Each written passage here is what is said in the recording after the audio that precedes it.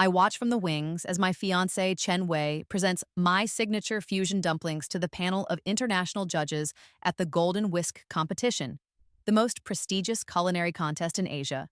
The competition that could secure a Michelin star recommendation and launch a chef's career into the stratosphere. And he's standing there in his pristine white chef's coat with the golden lotus emblem that I designed for our restaurant, describing the innovative technique he developed for the delicate pleating that took me 3 years to perfect. The unique five-spice blend that incorporates my grandmother's secret Sichuan pepper preparation method, passed down through 5 generations of the Zhang family. Except I'm not a Chen, I'm Mei Lin Zhang, and this is my family's recipe that I shared with him in the quiet hours after we made love in our tiny apartment above his struggling restaurant. When I trusted him with everything I had, including the handwritten notes my grandmother pressed into my hands before she died, telling me that these recipes were our family's most precious treasure, more valuable than gold or jade because they represented the accumulated wisdom and love of generations of women who poured their hearts into creating something beautiful and nourishing for the people they loved. And now he's claiming credit for everything, while his mother, Zhou Yanfen, stands beside the television crew, giving interviews about her brilliant son, who learned everything from his natural talent and never mentions that every single dish he's presenting was created by his foolish fiancée, who believed his promises about partnership and marriage and building something beautiful together. The inspiration came to me during a meditation retreat in the mountains. Wei lies smoothly to Judge Patricia Morrison, the legendary French chef whose approval could change everything, whose single nod of approval can transform a career from struggling to stratospheric. I realized that traditional Chinese cuisine needed a modern interpretation that honored the ancestors while embracing contemporary techniques. And I spent months perfecting this particular dumpling preparation that represents my personal philosophy of cooking with both heart and innovation. My hands shake as I clutch the original recipe cards, the ones with my grandmother's faded ink and my own careful annotations written in the margins during late nights in her kitchen when she taught me the difference between cooking for survival and cooking for love. Watching Wei demonstrate the folding technique that took me months to master. The technique I taught him step by step in our kitchen, while he held me from behind and whispered about our future together, about the restaurant empire we would build with my family's recipes as our foundation, about the children we would have who would inherit both our culinary traditions and create something even more beautiful than what came before.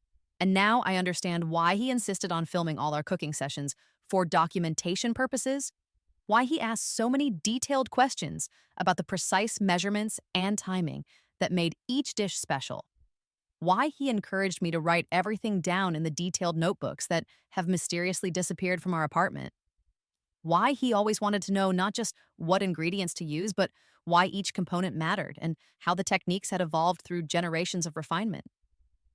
The past 6 months replay in my mind like a horror film I cannot stop watching, each scene more devastating than the last as I recognize the careful manipulation that I was too naive and too blinded by love to see.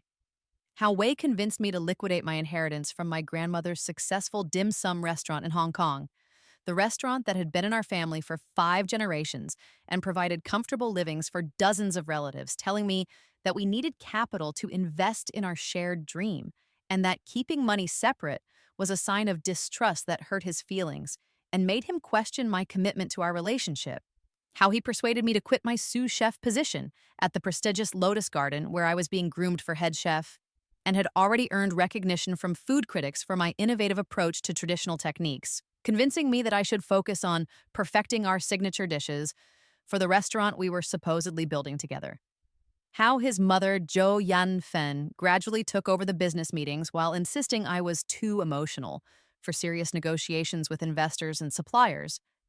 How they slowly isolated me from my own family by claiming my parents didn't understand our modern approach to cuisine and that their traditional thinking would hold back our innovative vision. How Wei started staying late at the restaurant for inventory management, while I noticed unfamiliar feminine laughter coming from the kitchen and caught glimpses of a young woman who seemed far too comfortable in our supposedly private space. Of course, I must thank my dedicated team, Wei continues, and I watch him gesture toward the kitchen staff who once respected me, who used to ask for my opinion on menu planning and technique refinement, who now won't meet my eyes because they know exactly where these recipes originated and they're ashamed of their complicity in this theft. And my business manager, Zhou Yanfen, who has been instrumental in organizing this competition entry and ensuring that every detail meets the highest standards of professional presentation. Zhou Yanfen steps forward with practiced grace, her designer qipao dress a stark contrast to my simple black uniform that she insisted was more appropriate for kitchen staff and would help me focus on cooking instead of appearances. And I realized this moment was orchestrated months ago, that every conversation about my grandmother's recipes was recorded and analyzed, that every technique I demonstrated was memorized and practiced until Wei could replicate them without my guidance, that my trust and love were nothing more than ingredients in their long-term recipe for success, carefully measured and utilized until they had extracted every bit of value and left me with nothing but the bitter aftertaste of complete betrayal.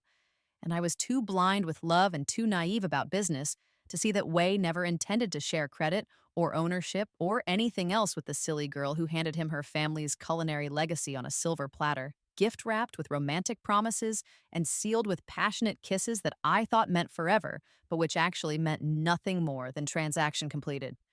During the commercial break, I slip away from my assigned spot behind the cameras and find myself hiding in the empty hallway where the production equipment creates shadows deep enough to conceal my humiliation, and I overhear Zhou Yanfen speaking with the producer, her voice low but carrying in the acoustics of the corridor.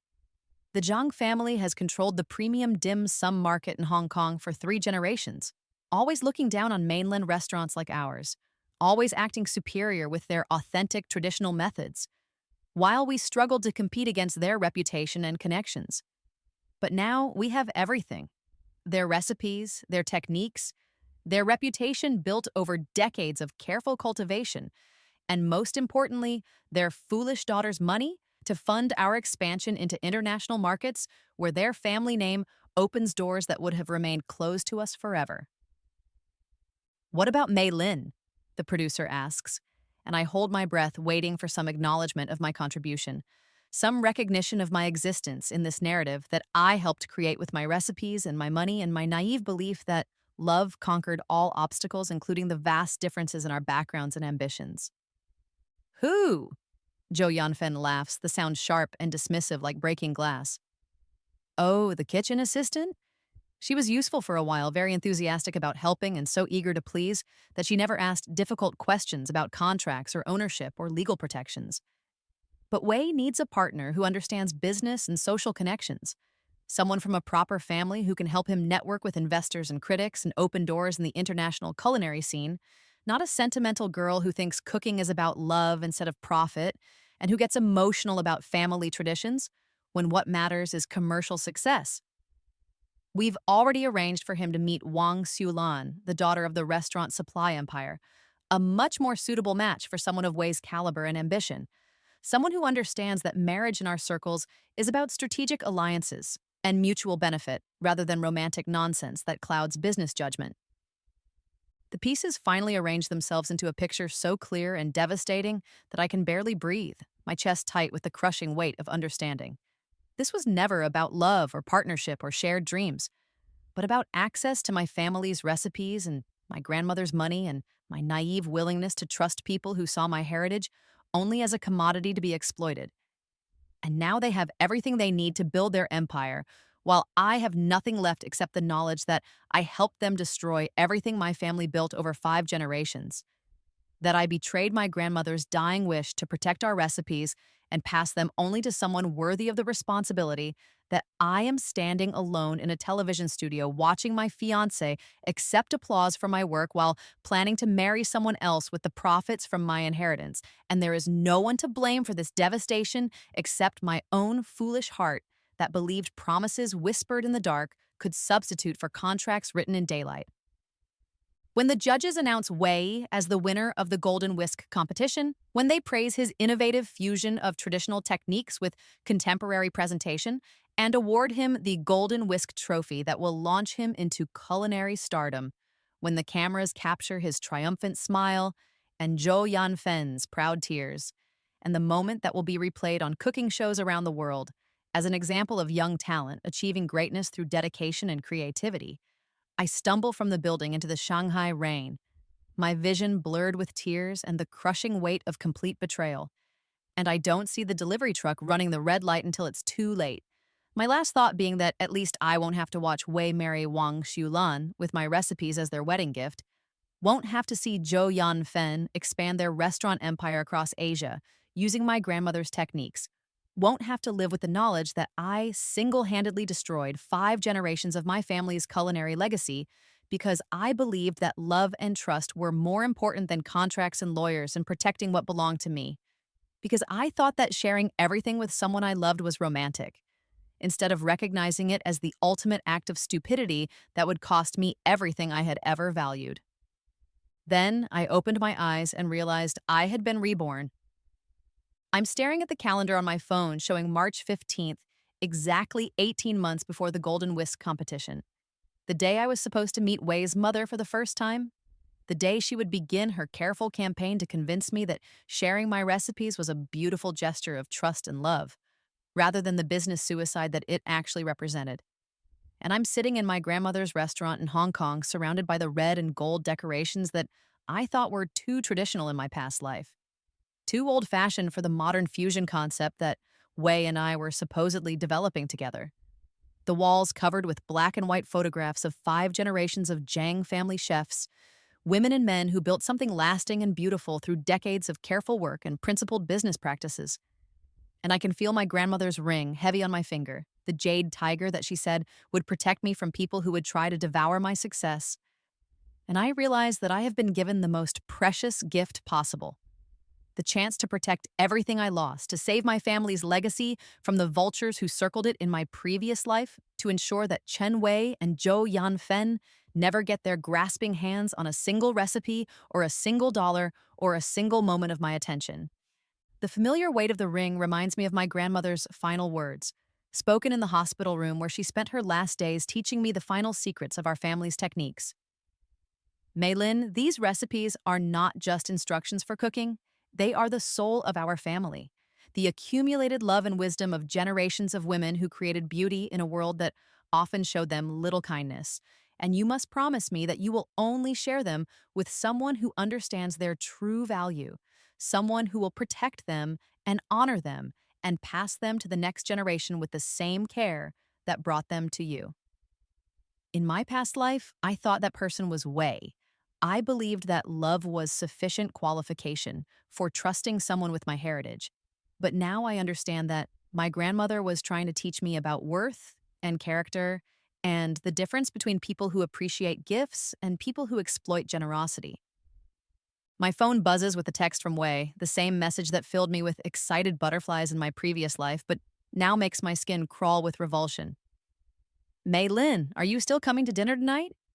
My mother is so excited to meet the talented chef I've told her so much about. I can't wait for you to share some of your family's cooking wisdom with us. She's prepared all your favorite dishes based on what I've told her about your preferences. In my past life, I read this message with nervous anticipation, worried about making a good impression on my boyfriend's mother, eager to show off my skills and share my heritage with people I hoped would become my family, stupidly grateful that Wei appreciated my background instead of seeing it as an obstacle to overcome. But now I see the calculated wording, the way he frames my recipes as wisdom to be shared rather than intellectual property to be protected, the subtle pressure disguised as excitement and affection, the mention of Zhou Yanfen preparing dishes based on what I've told her, which means he's already been reporting on my cooking preferences and techniques, already beginning the intelligence-gathering process that will culminate in complete theft, and I type back with steady fingers that feel nothing like the trembling uncertainty of my past self. I'm sorry, but I won't be able to make it tonight. Something important has come up with my family's business that requires my immediate attention. His response comes immediately, and I can practically hear the irritation that he's trying to mask with concern. What could be more important than meeting my mother? This is supposed to be about our future together, about building something beautiful as a team. She's been cooking all day to welcome you into our family. The manipulation is so transparent now that I wonder how I ever fell for it. The guilt trip disguised as romance, the implication that prioritizing my family's business over his mother's dinner somehow demonstrates a lack of commitment to our relationship. The casual assumption that his family's gestures automatically take precedence over my responsibilities. And I smile as I delete his number from my phone. block him on every social media platform where he might try to reestablish contact, and then call my restaurant manager to schedule an emergency staff meeting about implementing new security protocols for our proprietary recipes. Because in this life, I know exactly what Chen Wei and Zhou Yanfen are worth. And the answer is absolutely nothing compared to my family's five-generation legacy that I will never again risk on empty promises and manipulative charm. The first phase of my revenge requires understanding exactly how Wei and his mother plan to steal everything from me. So I spend the next 2 months pretending to consider reconciliation while secretly recording every conversation, documenting every attempt at manipulation, and building a case that will destroy them more completely than they ever destroyed me, because this time I have the advantage of knowing their every move before they make it, and I'm going to use that knowledge to ensure they never hurt another naive chef the way they hurt me in my previous life. I purchase professional recording equipment and learn how to use it discreetly. I research intellectual property law and hire a lawyer who specializes in protecting culinary assets. And I begin documenting not just their attempts to steal from me, but their entire pattern of targeting young chefs with valuable family recipes and connections. Wei's attempts to win me back follow the exact same script that worked so effectively in my past life. The heartfelt apologies for not understanding how important family is to me, the promises to be more supportive of my career goals, the romantic gestures designed to make me feel special and valued. But this time, I see through every calculated move because I know where this performance leads, and I play my part perfectly while gathering evidence that will destroy him. When he brings me flowers and claims he's been doing some soul searching about our relationship, I thank him sweetly while the hidden recorder captures his practiced sincerity. When he suggests we start cooking together again to rebuild the trust between us, I agree enthusiastically while feeding him modified versions of my family's recipes, each one deliberately sabotaged in ways that won't be apparent until he tries to execute them under pressure. Zhou Yanfen's approach is more sophisticated than her son's crude emotional manipulation, relying on a combination of maternal warmth and business acumen that made me feel sophisticated and worldly in my past life. But now I recognize her techniques for what they are: predatory grooming designed to make me feel grateful for her attention, while she systematically extracts everything valuable about my background and connections. "You're so talented, Mei Lin," she tells me during one of our carefully orchestrated coffee meetings. "But talent without proper business guidance can be wasted, and I hate to see young people struggle when they have so much potential." She speaks about the partnership between Wei and me as if it's already established fact, casually dropping references to "when you're part of our family" and "the restaurant empire we'll build together," creating an atmosphere of inevitable success that made me feel chosen and special in my previous life, but now strikes me as the psychological equivalent of a fishing net designed to capture my enthusiasm while concealing the hooks. I hire a private investigator to research Zhou Yanfen's background and discover that my situation was not unique.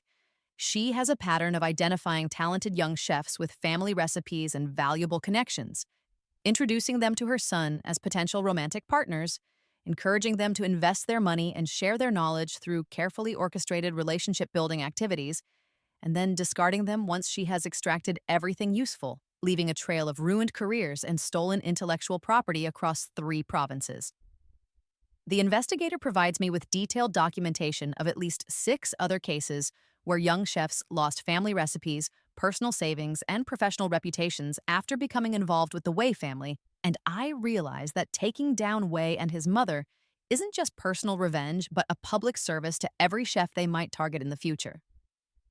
Armed with this evidence, I reach out to Marcus Chen, the third-generation Chinese-American chef who grew up in my neighborhood and whose family restaurant used to collaborate with my grandmother's before they moved to New York to open their Michelin-starred establishment, and who I always dismissed in my past life as being too serious and businesslike, too focused on contracts and legal protections instead of the romantic notion of trust between cooking partners. But now I see that Marcus was trying to teach me lessons I was too naive to learn, that his careful approach to business relationships was wisdom disguised as coldness, rather than the emotional frigidity I once thought it represented.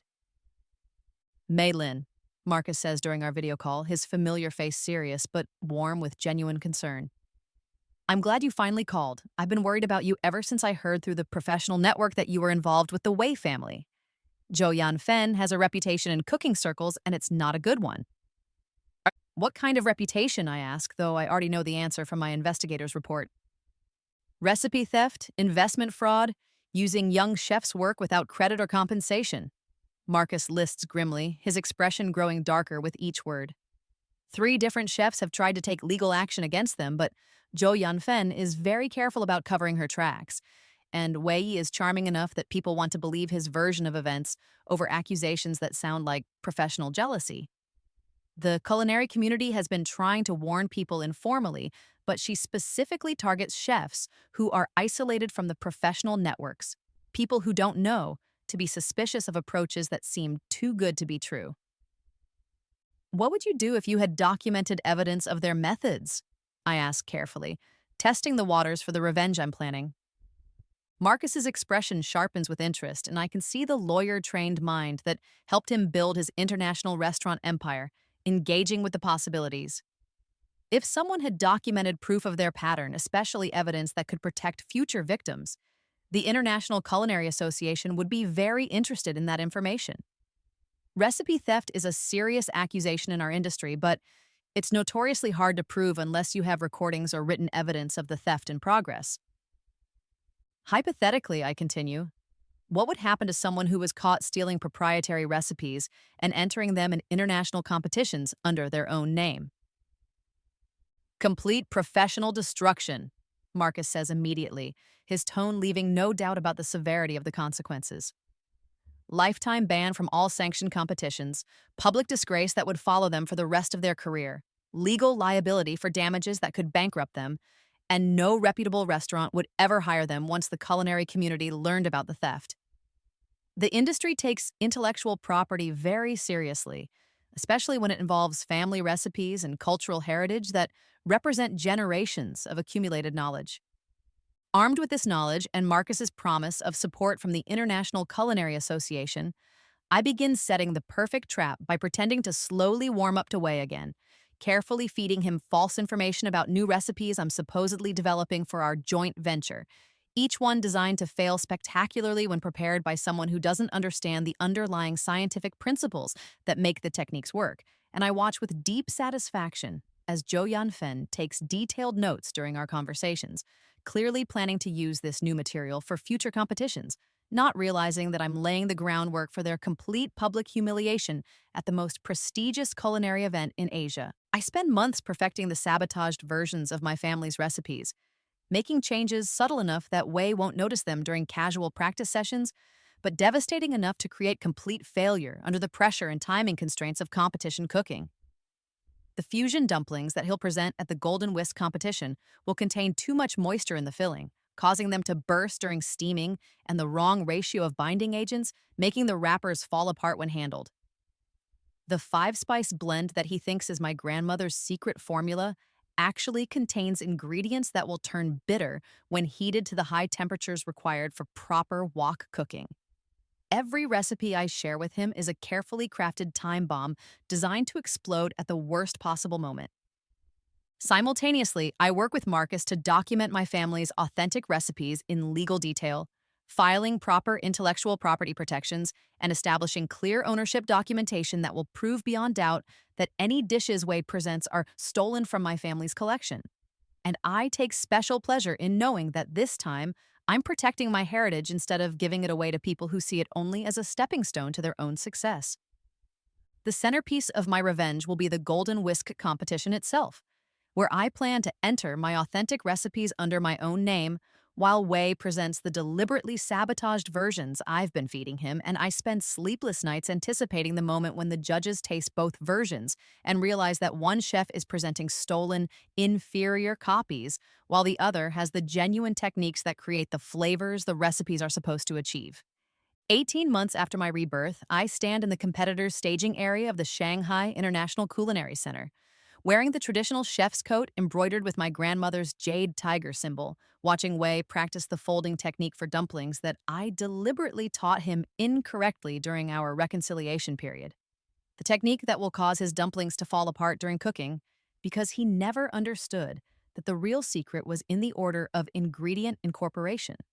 Not just the visual pleating pattern that looks impressive but serves no functional purpose.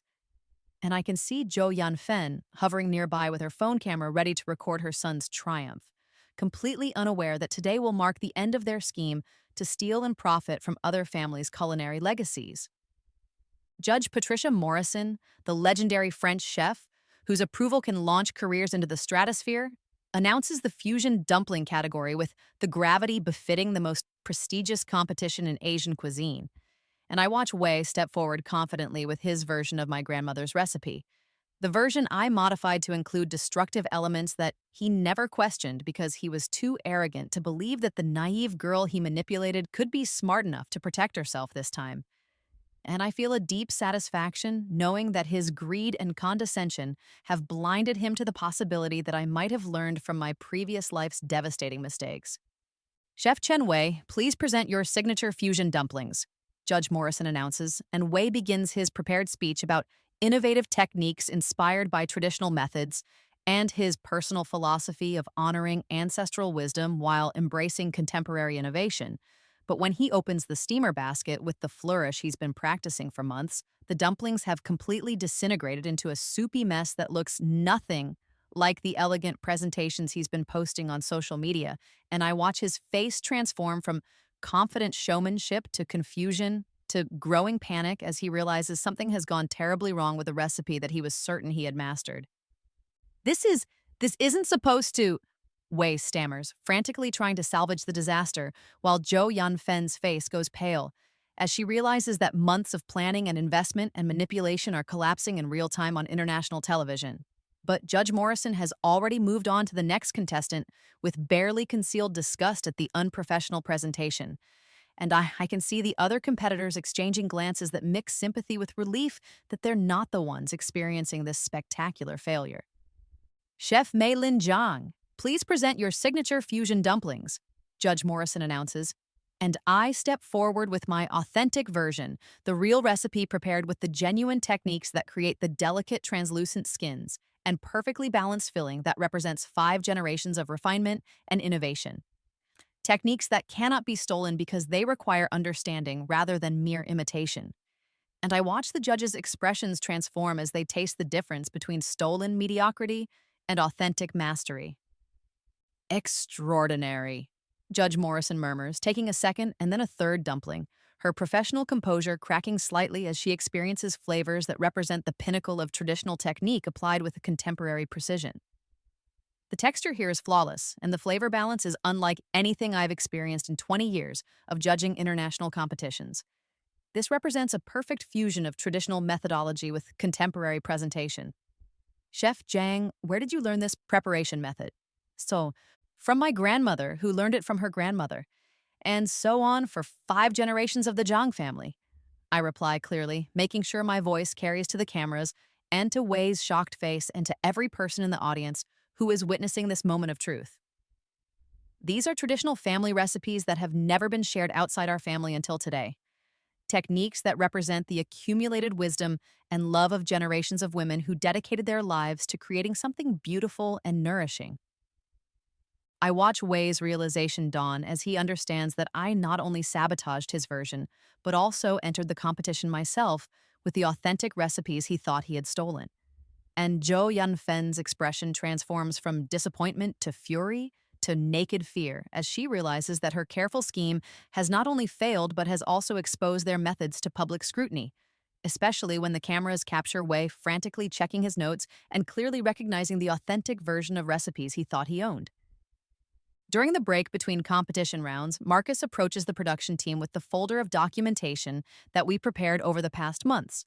Recordings of Zhou Yanfen explicitly discussing her strategy of stealing recipes from young chefs, evidence of Wei's pattern of targeting chefs with family money and valuable intellectual property, legal documentation proving that every recipe he has ever claimed credit for belongs to other chefs who trusted him with their heritage, and testimony from 6 previous victims who are finally willing to speak publicly now that they know they're not alone in their experiences.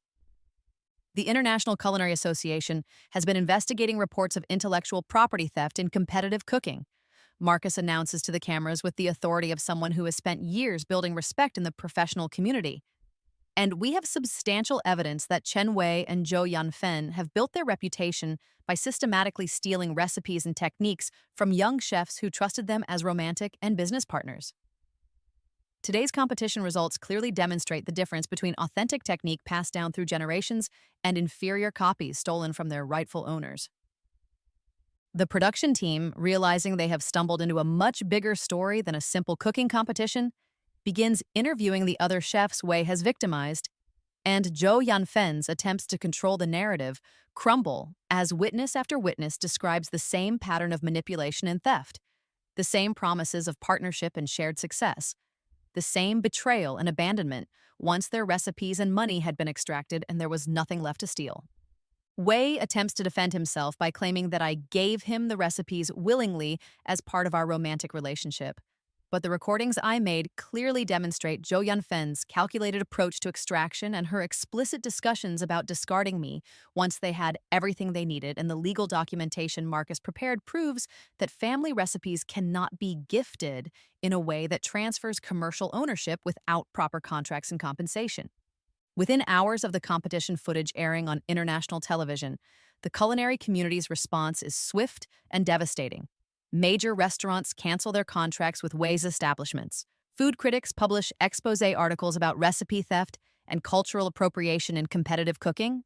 Culinary schools remove his guest lecture appointments from their programs.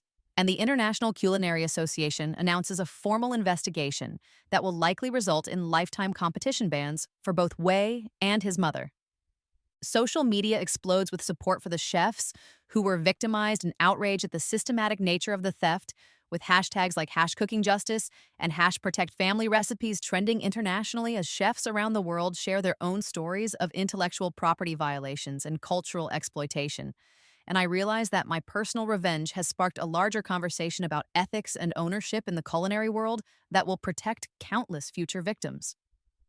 Most satisfying of all, I watched Zhou Yanfen's carefully constructed social media presence collapse as former victims share their stories and evidence, her claims about her son's natural talent and innovative genius, exposed as lies built on stolen work. Her reputation in social climbing circles destroyed as thoroughly as she destroyed other people's trust and careers. And I know that she will never again be able to manipulate young chefs the way she manipulated me.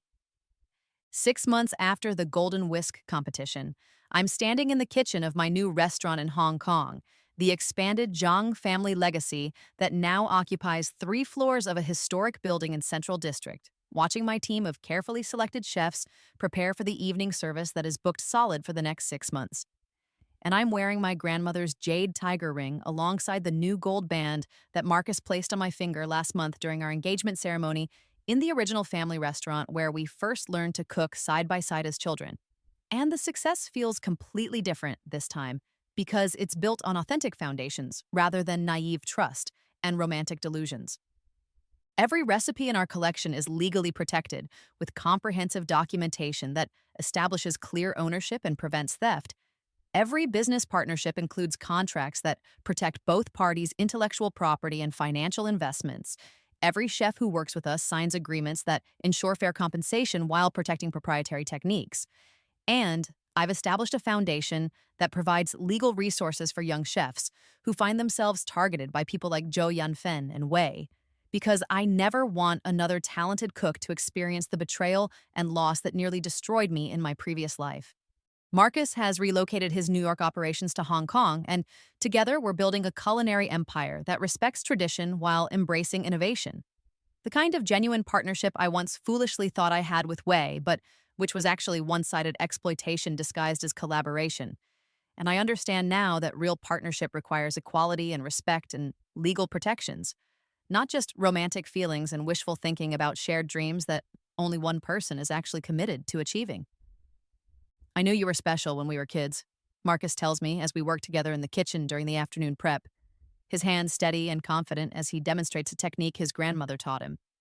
But I wasn't sure you'd ever see me as anything more than your boring neighborhood friend who was always talking about contracts and business plans instead of romance and artistic passion. I thought you were judging me for being naive about business, I admit, watching him work with the easy competence that comes from years of professional training and family tradition. I didn't understand that you were trying to protect me from exactly what happened with Wei, that your careful approach to relationships was wisdom rather than coldness. I would have waited forever for you to figure it out, Marcus says simply, his voice warm with the kind of genuine affection that doesn't need dramatic gestures or manipulative pressure to prove itself. But I'm glad you didn't make me wait quite that long. My grandmother always said that the right person would appreciate both your talent and your heart, and that anyone who tried to take one without honoring the other wasn't worthy of either. Our engagement has been covered extensively in culinary magazines, not as a society scandal or business merger, but as a celebration of two families with genuine respect for each other's traditions and achievements, and I take deep pleasure in knowing that our wedding will be covered by the same publications that once breathlessly reported on Wei's innovative techniques, before discovering they were stolen goods dressed up with lies and false charm. And through the culinary gossip network that connects chefs across continents, I hear that Wei is now working as a line cook in a suburban restaurant in a different province. His reputation so thoroughly destroyed that he cannot find employment in any establishment that cares about professional ethics or has connections to the international culinary community. And Zhou Yanfen has retreated from public life entirely after facing multiple lawsuits from the chefs she victimized. Her dreams of social climbing permanently ended by her own greed and short-sightedness and the documentation that proved her guilt beyond any reasonable doubt. Their story serves as a cautionary tale that other chefs share with young colleagues who might be tempted to trust too quickly or share too freely without proper legal protections. And I'm satisfied knowing that my revenge protected not only my own family's legacy, but also prevented countless future victims from experiencing the betrayal and loss that taught me the hard way about the difference between love and exploitation. The final satisfaction comes during our wedding reception, held in the garden of the original Zhang family restaurant, surrounded by 5 generations of family photos and the warm approval of both our families. When Marcus and I serve our guests a 7-course tasting menu that represents the genuine fusion of our two culinary traditions, each dish a collaboration that honors our heritage while creating something new and beautiful together, something that belongs to both of us because it was built through equal partnership and mutual respect rather than theft and deception. Judge Patricia Morrison, who has become a friend and mentor since the competition, and who helped ensure that the culinary community learned the full truth about recipe theft and intellectual property protection, raises her glass during the toasts. To Marcus and Mei Lin, who have shown us that the most beautiful recipes are created not through theft or exploitation, but through genuine partnership, mutual respect, and the courage to protect what matters most while sharing it with people who prove themselves worthy of that trust. As I look around at our guests, fellow chefs who support and celebrate each other's success rather than trying to steal it, family members who have always believed in my abilities and protected my interests, friends who helped me rebuild from my betrayal and proved that real loyalty exists even when romantic love fails, I realize that this time I have built something that cannot be stolen or destroyed because it's founded on authentic relationships and legal protections and self-respect. And I finally understand that the best revenge against people who tried to diminish me was not just exposing their crimes, but proving that I never needed them to achieve everything I dreamed of accomplishing. The jade tiger ring feels warm against my skin as Marcus and I cut the wedding cake together, a 7-layer creation that incorporates techniques from both our family's traditions. And I know that my grandmother would be proud to see her legacy not just preserved, but expanded. Protected not just by family tradition, but by the legal frameworks and community support that will ensure no one can ever again mistake my generosity for weakness or my trust for an opportunity to exploit. And I smile, knowing that Chen Wei and Zhou Yanfen are somewhere watching this success story unfold on the same social media platforms where they once planned to showcase their stolen achievements, finally understanding that authentic talent and genuine partnerships will always triumph over theft and manipulation in the end.